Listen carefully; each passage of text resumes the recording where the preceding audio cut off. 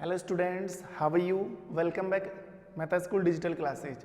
देखो, cell biology हमने चालू कर रखी थी, कोशिका वाला चैप्टर, और कोशिका के बारे में हमने काफ़ी कुछ चीज़ें पढ़ ली थी।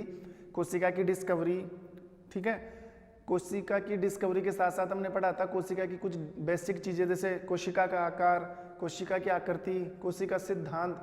और लास्ट वीडियो में, इससे पहले वाला जो वीडियो था उसमें मैंने स्टार्ट कर दिया था कोशिका के भाग। 4 भाग होते हैं: कोशिका भित्ति, कोशिका झिल्ली, कोशिका द्रव और केंद्रक। तो कोशिका भित्ति हमने कंप्लीट कर लिया था इससे पहले वाले वीडियो के अंदर। आज की जो क्लास रहेगी कोशिका का सेकंड पार्ट है, और वो है कोशिका झिल्ली। तो आज की क्लास किसकी है? कोशिका झिल्ली। ये भी कोशिका का ही पार्ट है, तो सुनो ध्यान से। देखो, सबसे पहले बात करें प्रेजेंस की, उपस्थिति की। कोशिका झिल्ली किस में पाई जाती है, किस में नहीं पाई जाती? तो प्रेजेंस की बात करूं तो चाहे प्लांट सेल हो, मतलब पादप कोशिका हो, या एनिमल सेल मतलब जंतु कोशिका, पादप कोशिका और जंतु कोशिका, इन दोनों ही कोशिका में कोशिका झिल्ली क्या होती है? प्रेजेंट होती है। कोशिका झिल्ली प्रेजेंट मतलब कोशिका झिल्ली सभी प्रकार की कोशिकाओं में पाई जाती है, चाहे वो पादप कोशिका हो, चाहे वो जंतु कोशिका हो। ठीक है, कोशिका झिल्ली कोशिका के चारों तरफ, कोशिका भित्ति के बाद या कोशिका भित्ति के नीचे, कोशिका भित्ति के नीचे पाई जाने वाला या पाया जाने वाला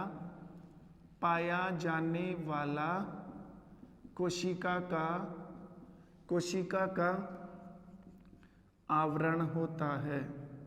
आवरण होता है। कोशिका झिल्ली क्या है? कोशिका के चारों तरफ पाया जाने वाला आवरण। और अगर मैं बात करूं किसकी? जंतु कोशिका की, तो जंतु कोशिका में तो कोशिका भित्ति नहीं होती, एब्सेंट है, तो उसके ऊपर जो सबसे बाहर वाला आवरण है वही कोशिका झिल्ली है। और अगर बात करें किसकी? पादप कोशिका की, तो पादप कोशिका में कोशिका भित्ति होती है।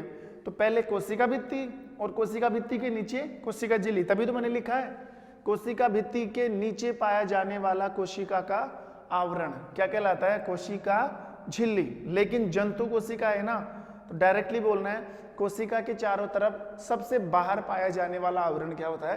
कोशिका झिल्ली। ठीक है, हाँ। कोशिका झिल्ली सरंध्र होती है। कोशिका झिल्ली कैसी होती है? सरंध्र।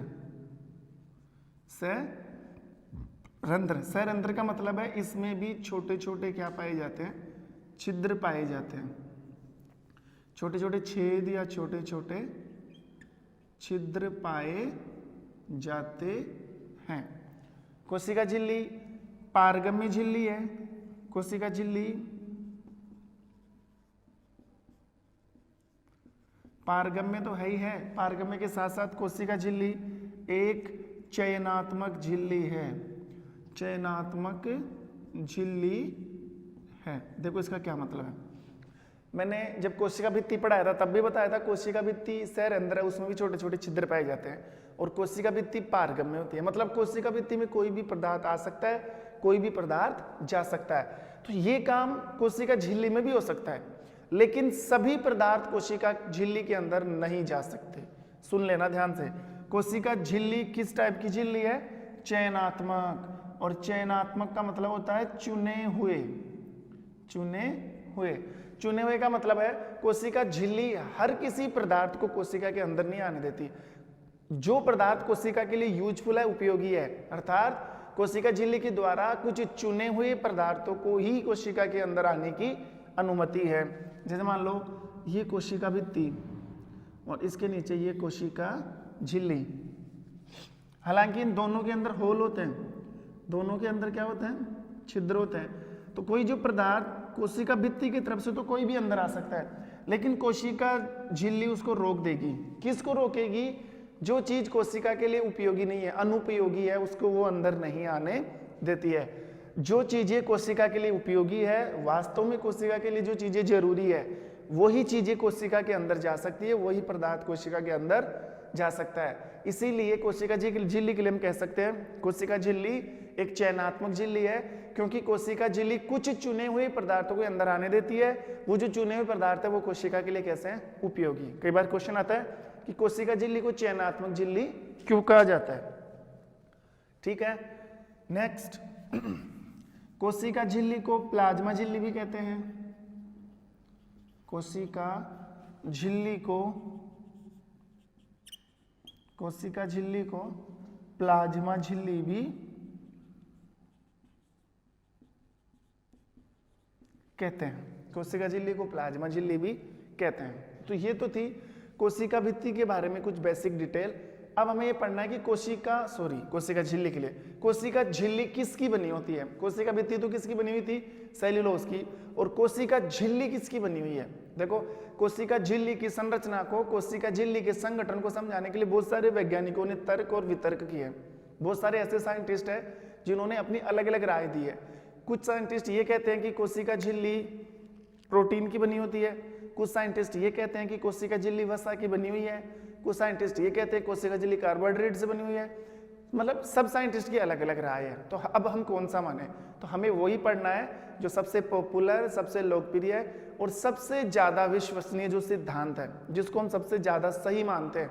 वो एक सिद्धांत है जो हमें इस चीज को बताता है कि कोशिका झिल्ली किसकी बनी होती है और उसका आकार या उसकी स्ट्रक्चर कैसे होती है। तो वो हम पढ़ने जा रहे हैं।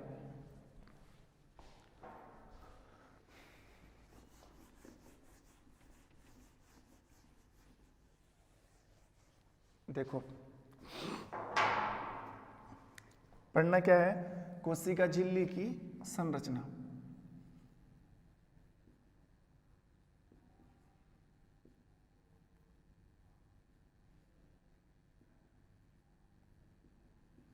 कोशिका झिल्ली की संरचना।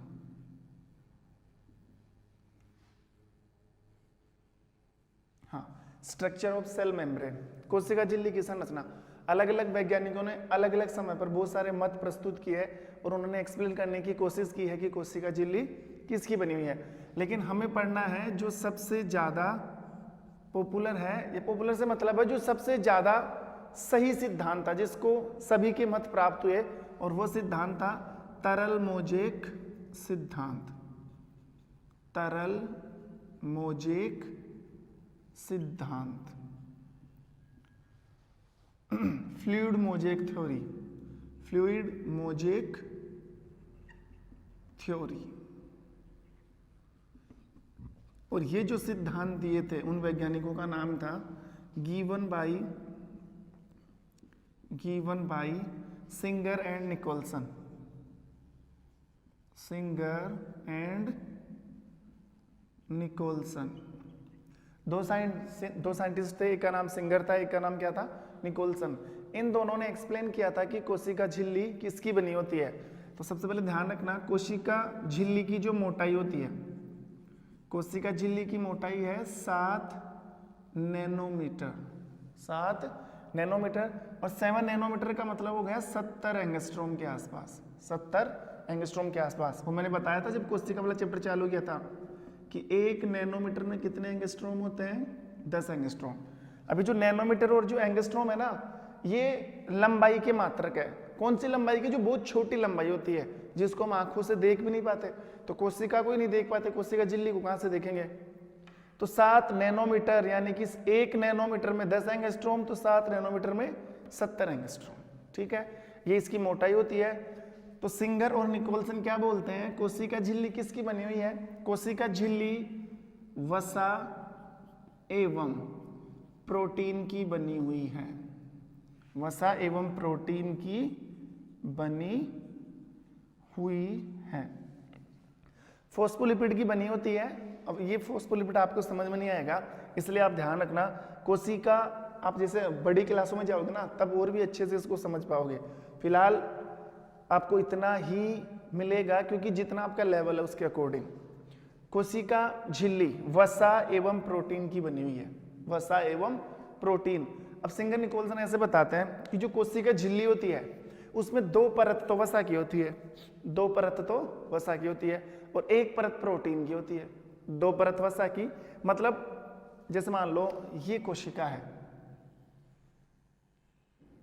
ये क्या है कोशिका, और ये चारों तरफ क्या है, ये कोशिका झिल्ली है, ये क्या है कोशिका झिल्ली, कोशिका झिल्ली।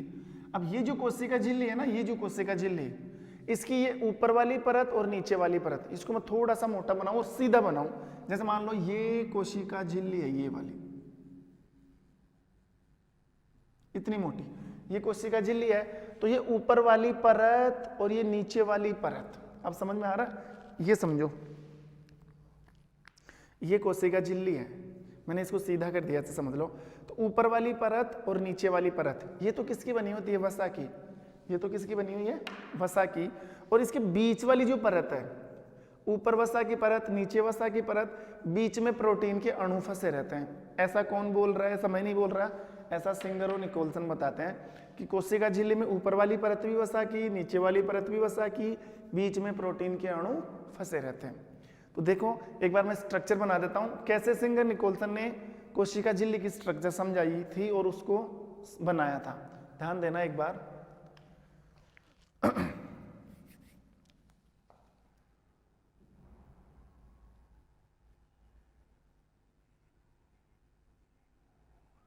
ये जो ऊपर वाली परत है ये किसकी है, वसा की, और ये जो मैं बना रहा हूं वो वसा के कण है, वसा के कण।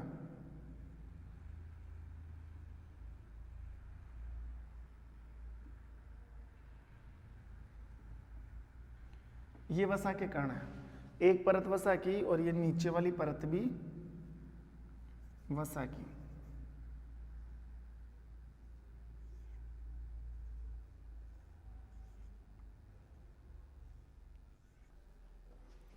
ये नीचे वाली परत भी वसा की।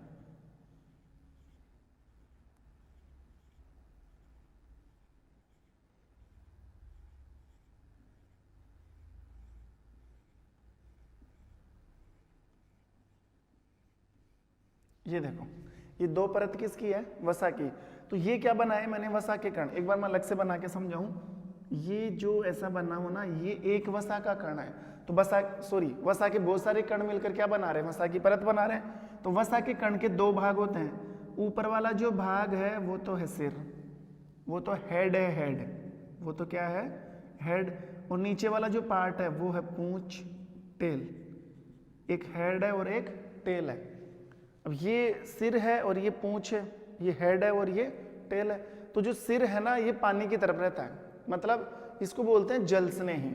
ये जो भाग है ना ये जल स्नेही होता है, जल से सने रखने वाला, हाइड्रोफिलिक है ये। हाइड्रोफिलिक, हाइड्रो का मतलब पानी, फिलिक का मतलब होता है लविंग, जो वाटर लविंग है, पानी से प्यार करने वाला। हेड ये किसकी तरफ रहता है, ऊपर पानी की तरफ। और ये जो पूंछ है ना ये हाइड्रोफोबिक है, फोबिक का मतलब हेट, जल से नफरत करने वाली। ये जल विरागी है, ये जल से दूर रहती है, जल विरागी। जैसे मान लो ये कोशिका झिल्ली है, अगर यहाँ से पानी के कण आते हैं तो पानी के कण तो किससे टच होंगे, हेड से होंगे। तो पानी की तरफ जो रहता है ना उसे जल से नहीं बोलते हैं, जो पानी से दूर रहता है उसे क्या बोलते हैं, जल विरागी।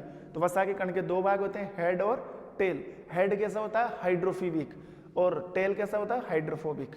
ठीक है, ये वसा की परत और ये वसा की परत, दोनों वसा की परतें हैं। दोनों के बीच में प्रोटीन के अणु फंसे रहते हैं। अब प्रोटीन के अणु भी 2 प्रकार के होते हैं, ठीक है, एक बाह्य प्रोटीन, एक आंतरिक प्रोटीन। एक तो प्रोटीन का अणु जो बाहर तक निकला होता है, एक प्रोटीन का अणु जो पूरा अंदर धंसा रहता है। देखो ऐसे, ये जो प्रोटीन का अणु है ये पूरा अंदर फंसा हुआ है, और कुछ प्रोटीन के अणु ऐसे बाहर निकले होते हैं, ऐसे।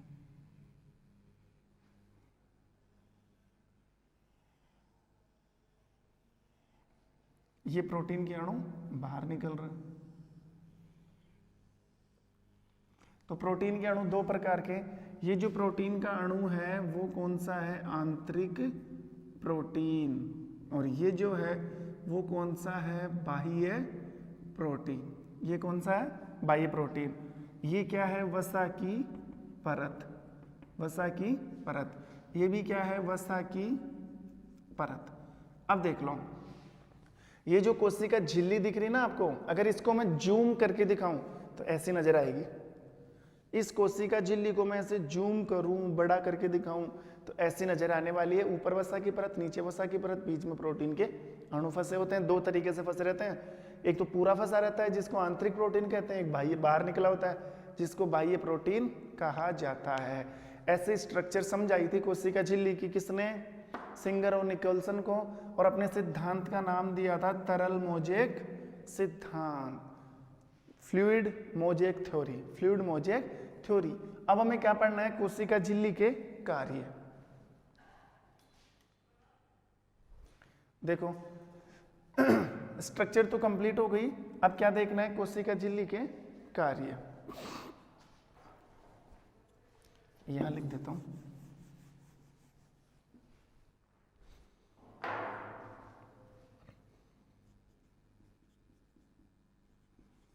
कोशिका झिल्ली के कार्य। कोशिका झिल्ली भी दो ही काम करती है जो कोशिका भित्ति काम करती है। पहला काम, कोशिका झिल्ली के कार्य देखो, कोशिका को आकार प्रदान करती है। जैसे हमने कोशिका भित्ति के लिए पढ़ा था ना, कोशिका भित्ति क्या करती है, जैसे जैसे कोशिका भित्ति होगी चारों तरफ, वैसे कोशिका का आकार। मैंने समझाया भी था, कमरे की दीवारें जिस शेप में होती है वैसे कमरे का आकार, कमरे की दीवारें गोल है तो गोलाकार, कमरे की दीवारें वर्गाकार है तो वर्गाकार। तो जैसे जैसे अब कोशिका झिल्ली एनिमल सेल्स है, जंतु कोशिका, उसमें तो कोशिका भित्ति होती है, तो जैसे कोशिका भित्ति का आकार होगा, सॉरी झिल्ली का, वैसे ही किसका आकार हो जाएगा, कोशिका का। तो कोशिका क्या करती है, शेप प्रोवाइड करती है किसकी, एनिमल सेल की। दूसरा, कोशिका को सुरक्षा प्रदान करती है, सुरक्षा प्रदान करती है। समझ में आ रही बात? सुरक्षा का मतलब है, मैंने कोशिका भित्ति वाले टॉपिक में बताया था कि कोशिका पर जितना भी प्रेशर लगेगा, कोशिका पर जितना भी दाब लगेगा, बल लगेगा, जितना भी टेम्परेचर उसको झेलना पड़ेगा, सब कोशिका भित्ति को झेलना पड़ेगा। तो वैसी बात अगर हम जंतु कोशिका के लिए करें, तो जंतु कोशिका के लिए जो सबसे बाह्य आवरण है वो तो कोशिका झिल्ली है। तो कोशिका के ऊपर जो प्रेशर लगेगा उसको कौन सहन करेगी, कोशिका झिल्ली। कोशिका के ऊपर जो बल लगेगा उसको कौन सहन करेगी, कोशिका झिल्ली। किसी भी चीज का तापमान आकर गिरेगा वो भी किसके ऊपर गिरेगा, कोशिका झिल्ली के ऊपर। तो जितने भी फिनोमिना है या जितनी भी घटनाएं हैं सबको कौन सहन करती है, कोशिका झिल्ली। कोशिका के अंदर वाले जितने भी प्रोडक्ट है वो सेफ है। तो कोशिका को क्या कर रही है, सुरक्षा प्रदान कर रही है। तीसरा पॉइंट, कोशिका के पदार्थों के लिए, कोशिका के पदार्थों के लिए, कोशिका के पदार्थों के आवागमन के लिए, आवागमन के लिए पथ प्रदान करती है, पथ प्रदान करती है। कैसे? जैसे मान लो ये सेल है, ये क्या है, कोशिका है। तो कोई भी पदार्थ मान लो ऐसे अंदर जा रहा है, कोई भी पदार्थ बाहर आ रहा है, तो अंदर जाने के लिए रास्ता कौन दे रही है, कोशिका झिल्ली। बाहर आने के लिए रास्ता कौन दे रही है, कोशिका झिल्ली। तो अंदर जाना बाहर आना क्या कहलाता है, आवागमन। तो कोशिका के पदार्थों के आवागमन के लिए पथ प्रदान कर रही है, पाथ प्रोवाइड करवाती है for transportation of any object by cell membrane. कौन करवा रही है काम, सेल मेम्ब्रेन करवा रही है। ठीक है, तो ये भी किसका काम है, कोशिका झिल्ली का काम। एक काम हम और पढ़ सकते हैं, कोशिका अंगों के निर्माण में, कोशिका अंगों के निर्माण में सहायक है। देखो जब तुम तीसरा पार्ट पढ़ोगे ना, कोशिका द्रव, पहला कोशिका भित्ति, दूसरा कोशिका झिल्ली, तीसरा कोशिका द्रव, तो उस कोशिका द्रव में बहुत सारे कोशिका के अंग होते हैं। उन कोशिका के अंगों, कई सभी अंगों की बात नहीं कर रहा, कुछ कोशिका के ऐसे अंग हैं जिनके निर्माण में कौन हेल्प करती है, कोशिका झिल्ली। जैसे लाइसोसोम है, गोल्जी बॉडी है, ठीक है, इनका निर्माण कोशिका झिल्ली के द्वारा ही होता है। तो ये कोशिका झिल्ली के कार्य, समझ गए। कोशिका झिल्ली हमने पढ़ लिया क्या चीज है, डेफिनेशन क्या है, संरचना के बारे में हमने जान लिया, मोटाई क्या है, इसके कार्य क्या है, ये सब चीजें हमने कंप्लीट कर ली। ठीक है,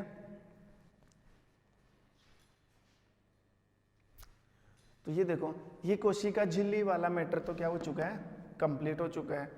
अब कोशिका के दो पार्ट और बच रहे हैं, एक तो कोशिका द्रव और एक केंद्रक। चार थे, कोशिका भित्ति, कोशिका झिल्ली, कोशिका द्रव और केंद्रक, जिनमें दो हमने कंप्लीट कर लिए। अब जो तीसरा टॉपिक है वो कोशिका द्रव है, तो मैं अभी चालू नहीं करूंगा, काफी लंबा चौड़ा मैटर है कोशिका द्रव। कोशिका द्रव मैं थोड़ी बहुत जानकारी तुम्हें दे सकता हूं। देखो ये क्या है, कोशिका झिल्ली, कोशिका झिल्ली,